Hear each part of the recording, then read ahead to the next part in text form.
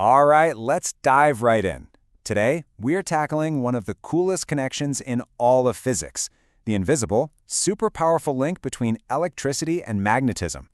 Seriously, this force shapes pretty much everything, and it all kicks off with one simple question. I mean, it sounds a little weird, doesn't it? You've got a piece of wire just carrying some electricity, and then you have a magnet that sticks to your fridge. What could they possibly have in common? Well, it turns out they share this really deep hidden secret. And here it is. This is the big reveal. They both generate an invisible force field, a magnetic field. Yeah, it turns out that any moving electric charge, which is just what a current is, right? It creates its very own magnetic field. So you see, electricity and magnetism, they're not really separate things at all. They're like two sides of the exact same coin. Okay, so let's break this down. We'll start with the most basic building block, a long straight wire. What does this hidden magnetic field actually look like? Well, take a look. The field lines wrap around the wire in these perfect concentric circles. It's a lot like the ripples you see when you drop a stone in a pond. And just like those ripples, the field is way stronger right near the source, the wire, and it fades out the further you get. See how the lines are closer together near the wire? That's how we visualize a stronger field. Okay, so we know they're circles, but which way do they spin? Clockwise? Counterclockwise? Turns out there's a super handy trick for this, the right-hand grip rule. And you can actually do this with me right now. Just take your right hand, point your thumb in the same direction the current is flowing. Now, look at your fingers. The way they naturally curl, that is the exact direction of the magnetic field. It's so simple, but it's incredibly powerful. So a straight wire is cool and all, but what if we want to do more with this field? Shape it, maybe concentrate its power to make it really useful. Well, the key is all about changing the shape of the wire itself. So, look on the left here. This is what happens when we just bend the wire into a single loop. You can see the circular fields from each side start to kind of squish together and interact. But now, look at the right. This is where it gets really interesting. When we wrap that wire into a long coil, we call this a solenoid. Something pretty amazing happens. All those little fields inside add up. They combine to create this really strong, really uniform magnetic field running straight down the middle. And that uniformity, that is absolute gold for all sorts of scientific work. What we've essentially done here is create a magnet out of thin air. Well, out of a wire and electricity. A solenoid acts just like a bar magnet. It's got a north pole, it's got a south pole, and the field outside looks identical. The huge difference? We can turn this one on and off. We've made a controllable magnet. And that idea of a controllable magnet brings us straight to a really critical piece of tech, the electromagnet. So yeah, we can switch it on and off, which is great, but how do we crank up the power? Turns out there are three main tricks to make it stronger. First, just pump more current through the wire. More current, stronger field. Easy. Second, you can add more loops, pack more turns of the coil into the same space. The denser the coil, the stronger the magnet. But the third trick? The third one is the real game changer.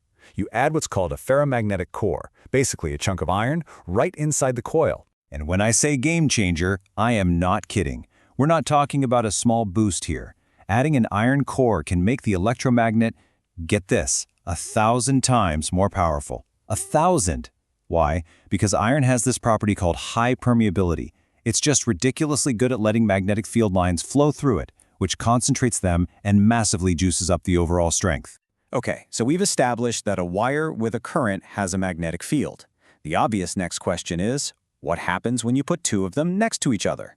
Well, you guessed it, their fields interact. They start to push and pull. Just look at these two parallel wires here. Each one is busy creating its own set of circular magnetic fields, right? But that means wire number 1 is now sitting inside the magnetic field of wire number 2, and wire 2 is sitting in the field of wire 1. And what happens when you put a current in a magnetic field? It feels a force. And the rule for this interaction is just beautifully simple. If the currents are flowing in the same direction, the wires actually pull together. They attract. If the currents are going in opposite directions, they push apart. They repel. That's the key takeaway. Parallel currents attract, anti-parallel currents repel. All right, let's put this into practice. Here's a classic problem. Imagine we have two long wires, and in both of them, the current is flowing away from you, straight into the page. What's the combined magnetic field going to look like? And here's the solution. It actually illustrates the idea perfectly. If you use the right-hand grip rule on each wire, you'll see that in the space between them, their magnetic fields are pointing in the same direction. So they add up, they reinforce each other, making the field there stronger. But on the outside of the wires, the fields point in opposite directions, so they fight each other and get weaker. And it's that imbalance, strong field in the middle, weak field on the outside, that creates the push inwards, that attractive force. Okay, we've talked about forces on whole wires, but let's zoom in, way in. What about the force a magnetic field puts on just a single, tiny, charged particle that's zipping through it? Let's look at this next example. We've got a charged particle. We know its mass, its charge, its speed, and it flies into a uniform magnetic field. The question is, how does the magnetic force on it stack up against the good old force of gravity? Okay, prepare to have your mind blown a little bit. The force of gravity on this particle is 6.6 times 10 to the power of minus 26 newtons. I mean, that's so small it's hard to even imagine. But the magnetic force? That's 2.0 times 10 to the power of minus 10. That is 16 orders of magnitude bigger. That's 10,000 trillion times stronger. At this tiny scale, gravity doesn't even get a seat at the table. It's completely negligible. So, what does this ridiculously powerful magnetic force actually do to the particle? Well, here's the cool part. The force is always acting at a right angle to the direction the particle is moving, so it can't speed it up or slow it down. Instead, it just pulls it sideways, constantly. It acts as a perfect centripetal force, which traps the particle and makes it go around in a perfect circle. And yeah, we've even got a formula to figure out the exact radius of that circle. So, if we crunch the numbers for our example particle, we find it gets locked into a circular path with a radius of exactly 4.0 meters, all thanks to that invisible but incredibly powerful magnetic force. All right, let's do a quick knowledge check on all this. Let's see how a particle's charge and mass really change the path it takes. So picture this, an electron and an alpha particle fly into the same magnetic field.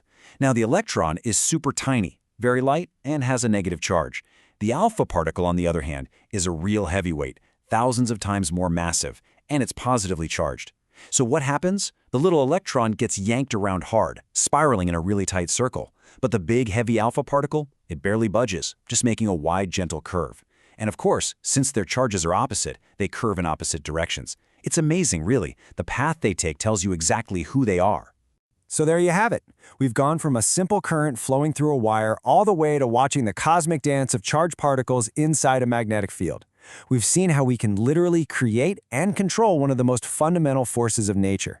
And the real takeaway is that this link between electricity and magnetism isn't just some neat physics trick. It's what powers our entire world. Which leaves us with a pretty cool question to think about, doesn't it?